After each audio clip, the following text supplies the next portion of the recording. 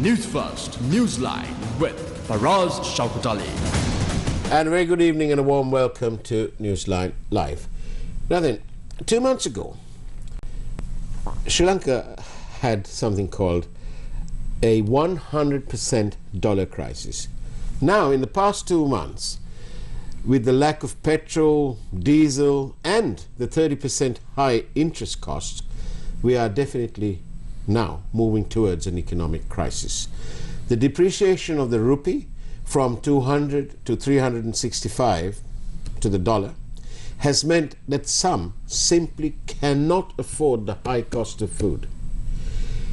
In the 2021 first quarter, government revenue was 446 billion rupees, and interest alone, even at 10%, was 378 billion. That's 84% of revenue. This is simply unsustainable. We must take immediate steps towards economic recovery. The appointment of friends and persons irrelevant to the economic revival is simply trivia. The need is to move on to economic recovery. Tomorrow is the so-called throne speech. New president makes his speech. I pray that tomorrow's speech will contain at least one action plan for economic recovery. Yet, the last 12 days has revealed that they have not announced a single action plan taken to resolve the economic crisis. Only the appointment of friends. I pray again that tomorrow's speech will contain at least one action plan towards economic revival and the lessening of the people's distress. Very good evening to you, Mr. Dhananath Fernando, the COO of Advocata Institute. Thank you for joining me. Good evening, Faraz. Thank you for having me. Absolute pleasure. Tell me, Dhananath, give me something that we need to do here and now to get those dollars in. First, Faraz, the shortest way and the convenient way is to revive our tourism and catch the next tourism wave. Which is some months down the line? Some months down the line. Because that's easy, because to do that, easiest things that we could do is ease off our regulation for visas. Just give them visas just to come and enjoy the stay. Yeah. And don't make it too complicated. Reduce the fees or maybe waive off the fee. Or extend their stay. Time. That's option one. Option two is we have a spouse visa matter. So if you are married to a foreigner, just allow them to stay as long as they want to stay and allow them to work here so they can start something and they have capital parked outside Sri Lanka. They can work something around, but they have to have the right to work here. That's the second thing that you could do. Third is for us, now there's also an informal market, and for tourism wave to catch, we need some fuel to be in the market to operate at least at a minimum level. But now last month the tourism numbers have slightly picked up, but to do that for us, we have to allow anyone to, even in open accounts, to import fuel, because that is what happened during the wartime in Jaffna. If you recall, that small nicely colored shelves, you remember in their glass bottles there were petrol, kerosene were available. No one had done the quality checks, but it of course came from the black market. So I am not promoting the black market, but when you allow anyone to import, so basically then the dollars in the informal market will go for where the need is. That's how the economy works. So when the fuel is there, then at least economy somewhat starting back and you will get the dollars. Those are the immediate steps that we could do. And people, if they buy one bottle of whatever, and if it's tainted, they're not going to buy it again. Once bitten, twice shy. Absolutely, because if it's not in good quality, they won't buy it. And how do we know now the fuel that we get? Do you think it is, I mean, the quality checks must have done, but of course we had a gas issue, we had multiple times, even after government checking all the things. And remember some time ago we had the water mixed exactly did a lot of damage to various engines in cars and so on. And already people are anyway buying fuel at the black market prices, so why not allow anyone to sell it? So then I think the markets will stabilize, but it's short term, and those are the, I think, very immediate steps for us. But to go to a more sustainable level, we have to take longer term, and we have to be really committed to this game of economic revival and reforms. You can't just dilly-dallying and taking one step forward and two steps backwards. It's because it all sounds very romantic and very colourful. You know, you say, oh, we must up the game on accountability, our reputation and so on. But actually speaking, our reputation is taking a huge hit because people are laughing and saying, what? Go to Sri Lanka for what? You know, are we going to stay in hotels without diesel to power their gensets, or what? You know, maybe the pure sort of the pure people who like the green economy and who hate fuel and who hate all sorts of things, very few. Maybe they'll come and go camping and so on, and then enjoy themselves and so on. But come on, in all honesty, people come, they travel to make memories, to create memories for themselves. I read a report just yesterday, I think it was on Bloomberg, that people in Britain, the biggest thing for them now is not to buy a house. It's only 7% of those surveyed said that they're planning to, you know, to get married. No, their biggest thing on their money, to spend money, was on travel.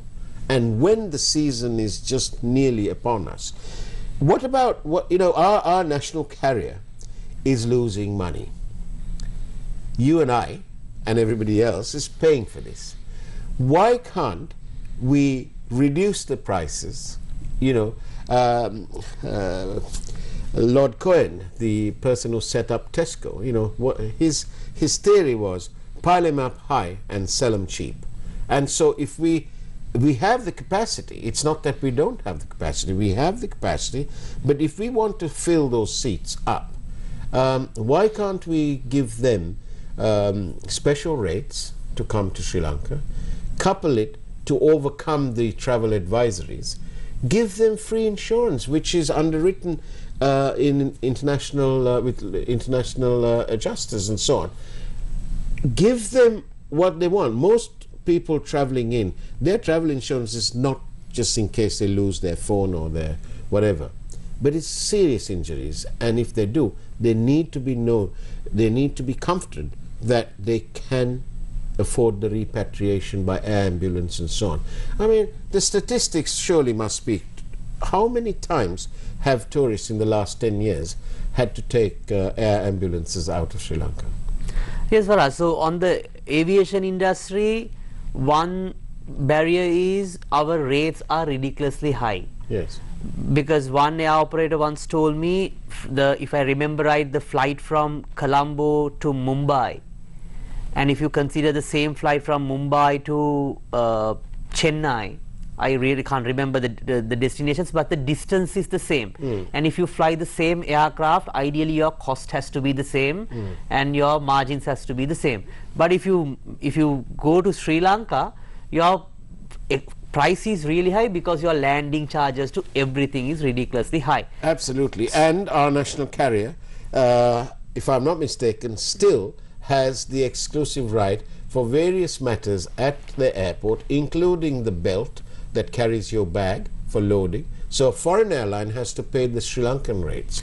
Our cost at Sri Lanka, at Katunayake, is one of the highest in the region. Absolutely. So you understand the reasons why tourists are not arriving, not coming. So those rates have to be cut down. That's number one. And I mean, we have Mattala, which is anyway costing us money. Isn't it better to let any airline who wants to come here come and land for at Matala, it's free of charge, because you know what, we're already losing money. Absolutely. And so whether we run the airport or we don't run the airport, we, the public, the people, are paying for this blessed thing. And isn't it better? I don't understand these people who are now in power. Absolutely, that's another big area for us, because like Matala Airport, there are so many state assets which are completely wasted on public taxpayer money. Yes. And the important thing is our airline, I think, which has been discussed extensively. Just to compare the numbers, they have lost for 4 months about 200 billion rupees for 4 months. 200 billion. That's really amazing. That's amazing, yes. And for Samurdhi, the poor people that you just spoke before this conversation, that people are really suffering to meet their ends meet, to entire Samurdhi per year, your allocation is 50 billion. You are losing 200 billion in 4 months for an airline. So how are we going to justify a loss of 200 billion with a 50 billion social safety net? So in my view, the Sri Lankan Airlines has to be, I think, unfortunately, even a fireside sale, because you really can't sustain it. This is not maybe the popular opinion, but for how long have we been losing money? Since like last 12-15 years we have been losing money in billions, and which cannot recover, and there's accumulated losses on that. So I think those are the decisions that we have to make, and that's why we have to have a reform plan, economic revival plan, to overcome all this for us, and we have to take it really seriously. No point just doing a half-hearted attempt. We have to go full on and do the reforms, and this is the moment to do it, because people are suffering. They are somewhat open for reforms, because people are at streets asking for a change. So we have to move towards that change. Otherwise, unfortunately, Sri Lanka will become a failed state. We are already drifting towards that direction. But there's a golden opportunity at the same time that we can become a tiger economy. But we have to do the reforms if we are serious about becoming a tiger economy. Otherwise, we are going from crisis to crisis and becoming a failed state, unfortunately. So, Donat, in your observations, you know, we had the public protest and at grave cost, in more ways than one.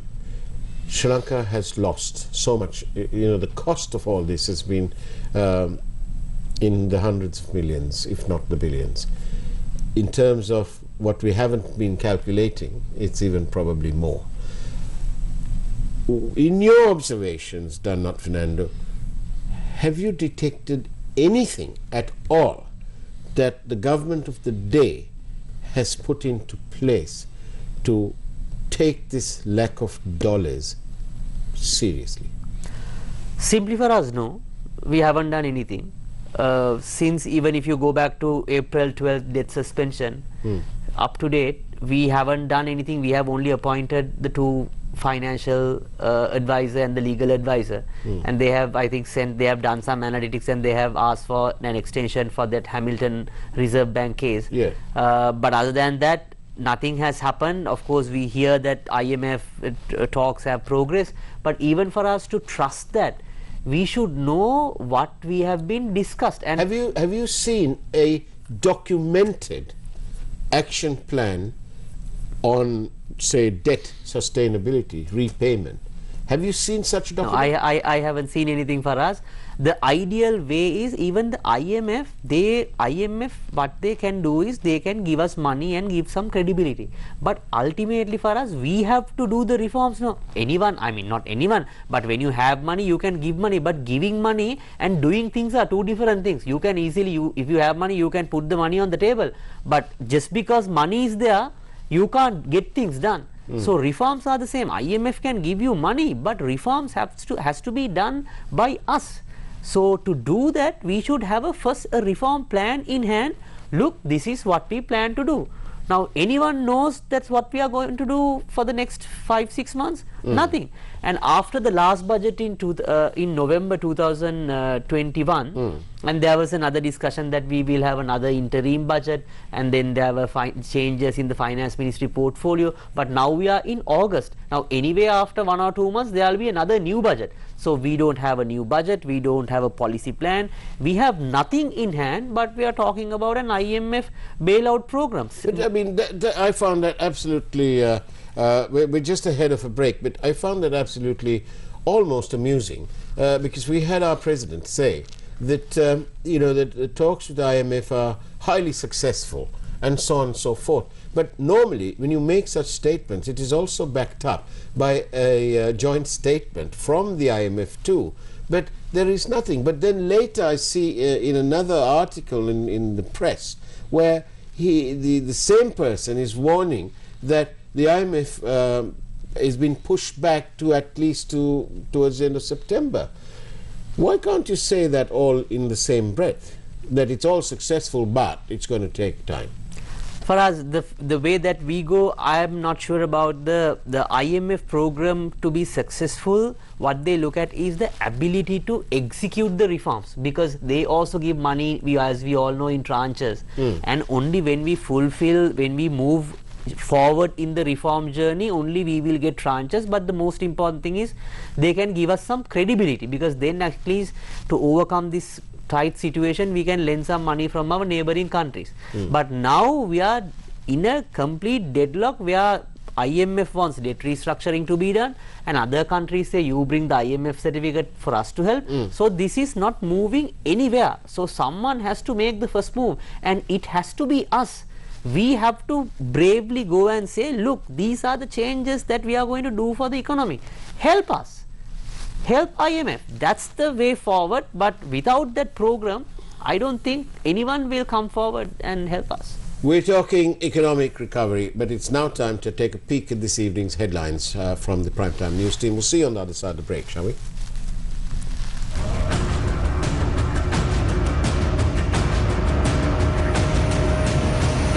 Newsfirst, Newsline with Faraz Shaukat Ali. Lives lost due to heavy showers.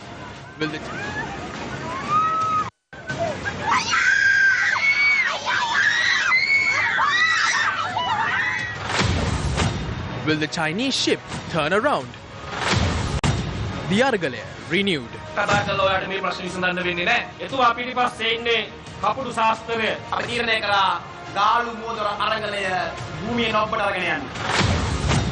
Where did Fonseca rush off to? As the length of queues reduced since introduction of the QR code system. Will Yupun emerge victorious at the Commonwealth Games?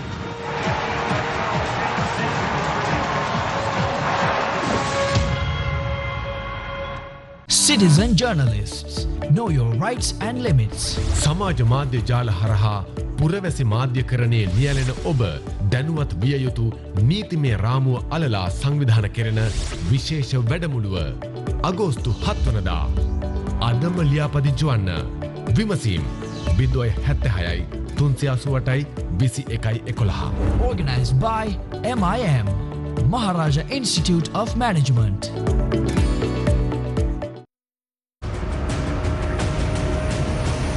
Newsfirst, Newsline with Faraz Shaukat Ali. And welcome back to Newsline Live. I'm in conversation with the COO of Advocata Institute, Mr. Dananat Fernando. Mr. Fernando, I thank you for the questions. I've got a question here. One of our viewers is saying, why can't we reduce costs by selling the luxurious vehicles used by parliamentarians who are useless for this country? This money could be used for a better cause.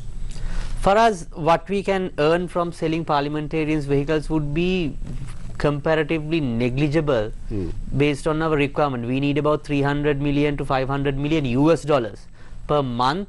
So about $6 billion a year. $6 billion a year for our essential imports like fuel, medicine and other important imports. So is that also with servicing our debt? No, without servicing our debt. So with servicing our debt, it would be much higher than that, because our total import, when the economy was at least managing, it was about 22 billion. So even if we cut down all our other imports, at least we need at least about 15 billion, about 14 to 15 billion per year. So by cutting down, I mean, that will give like some, you know, emotional, emotional satisfaction that okay, we sold parliamentarians vehicles, but it may not, it is definitely not adequate for us to overcome this crisis. We are in a much deeper problem, and that is comparatively I mean, negligible, the money that we can earn. And anyway, I don't think anyone will pay in dollars for those parliamentarians used vehicles. It will be in rupee terms. That's one side. And I think the other side is, there's also, I saw a discussion that because we are having a trade surplus recently recorded in last month, now I think the economy is reviving. It is completely a myth. Is it? Definitely, is it a myth? It is a myth, because we have stopped our interest payments and all our debt repayments. So without debt repayments, we are having a marginal trade surplus. But the problem is for us, I mean, if the trade surplus is that good, why people are suffering? I mean, people are in long queues, they have cut down their meals, they have cut down their protein content. We have a 4-day work week, schools are only operating in 3 days a week, children's education are in danger. So you have a trade surplus, but everything else is not in the right direction. So trade surplus is a good thing if we can have if the economy is very well functioning. Now we have achieved a trade surplus by suspending all our debt repayments, where we have to restructure our debt, and we have cut down all our important essential imports, including some of the life-saving drugs and all that. And so this trade surplus doesn't mean anything, and your economy is contracting at 3%. So basically you are becoming poorer and you are celebrating a trade surplus. That doesn't mean... So the optics are completely wrong. Exactly, optics are completely wrong. But I mean, trade surplus is good if you can earn exports and, you know, earn dollars, and then you create a surplus. But what we are doing is completely the opposite thing. So that's why I always say this economic reforms is for us an art and a science. You have to do it, and I'm pushing it so hard, because there is no other way out from this problem. That's what we need to understand. I think people are just trying to fix here and there, that those things won't bring us any solutions. I mean, those attempts are good, but this is a bigger problem that we have to embrace at a different scale. You just can't do something on next month there's a fuel ship, next month there's a gas ship, I appoint someone, there's a committee. Those things won't help to solve this problem. That will in fact worsen the problem, and this will completely go out of control, and we will not be able to recover for next 2-3 generations if we don't fix it. 2-3 generations? Absolutely, because when you become a failed state, it's very difficult to come for us. You know, to build a business, it takes time, but you can collapse it like over few months. But when you completely run it down, it's very difficult to again bring it back. So if we have experienced this multiple times. Since independence, we had two insurrections, and there's a 30-year-long war, and then even thereafter for us, we had a very bumpy ride, because we didn't respect each other. We have always fighting with other ethnicities and religions, and all sorts of unnecessary stuff has been brought in. So those reconciliation and economic reforms has to come to the forefront if we are serious about making Sri Lanka a dynamic economy. Otherwise, we are going from crisis to crisis, and we are just heading towards straight to a failed state. Can you very quickly explain various questions coming on the aviation matter? Can you quickly explain how come when Sri Lankan Airlines was being managed by Emirates, they did, at least in one instance that I can remember, they did make a profit? Yes, in 2008 for us they made a profit, but of course we have to provide the clear picture and the logic behind it.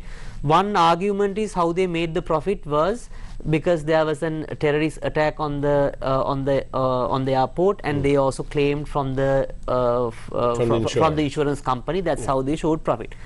That may be one reason, but the logic is for us, imagine if under Emirates, if they made a loss. that loss will be borne not by the Sri Lankan taxpayers. Any private company has the right to make a loss, no? Yeah. But it is not the taxpayers' money. Now the problem is, I am paying for something which I don't want. So Emirates made a profit. They did a management contract for 10 years and they made a profit, and then we again took the entire shares, and since then we are completely having a nosedive. Since then we have lost colossal amount of money. Isn't it true that rather like our public service, that the airline is top heavy, that for them to turn it around, that they really need the political will, even though they for whatever reason it operates as a company under the Companies Act, it is the politicians who get involved. And isn't it a fact that you need the political will to cut down, to cut it, to trim it down into a proper size that would reflect the true meaning of a traditional airline, so that on par with any other traditional airline, their staffing numbers would be comparable? Absolutely, for us. I mean, but to do that, my recommendation, it has gone beyond a rescuable level. Now it's very difficult to rescue at this level, because when you see the balance sheet of Sri Lankan Airlines, no investor would consider of taking over Sri Lankan Airlines. What kind of losses are we talking about overall?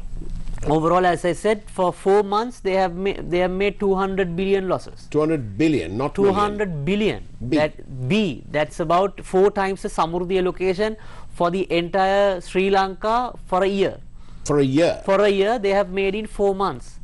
So that is the gravity of the problem. So it is, unfortunately, you have to sell it off, whether we like it or not, but otherwise you can keep it, but people will continue to suffer. And also this private, I mean, people have this myth sentiment that owning by the state is owning by the people.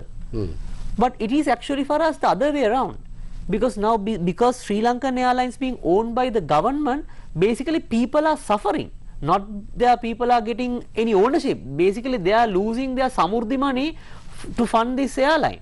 So basically people are losing out by having this having an airline which is colossally loss making. So that's why we have to reform this, and that reform will also provide a signaling for markets that we are serious about reforms, and that is the same thing happened in Air India case. So those are, I think, low hanging fruits that we can quickly transform. But the privatization process, I must also say, in anything there's also room for corruption, because if you don't follow the transparent route, if I know the minister, I bring an investor, I keep a someone keep a cut and then sell it, then of course that's why you need to bring that institutional system also in the privatization process. It is not like someone known to that some person bringing and you are selling and you are wiping your hands and making the transaction. It has to happen in the proper system. That is a process. That's where the reform process comes in. And tomorrow's throne speech, when the new president will make his speech and policy statement and whatever, are you expecting any concrete action plans? I expect action plans as well as an execution plan and actions afterwards. I mean, I expect in the sense that's the need of the hour. But what do you say about appointing a special committee whose responsibility is only for economic recovery?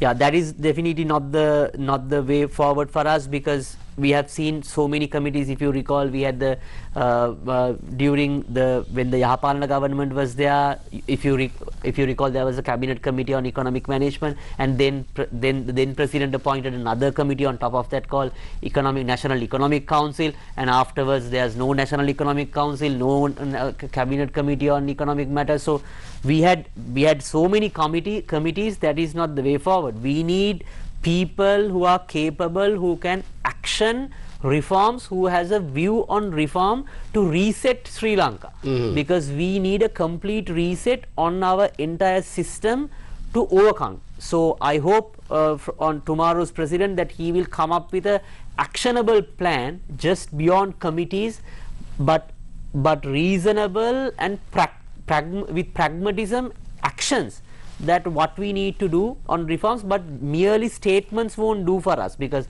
anyone can come and we need action. We need action. We have Let's hope for action. Let's wait for tomorrow's speech in Parliament. In the meantime, Donald Fernando, thank you very much for being on Newsline Live. It's now time for the primetime news. Thank you very much for watching. Take care, and as always, God bless you all.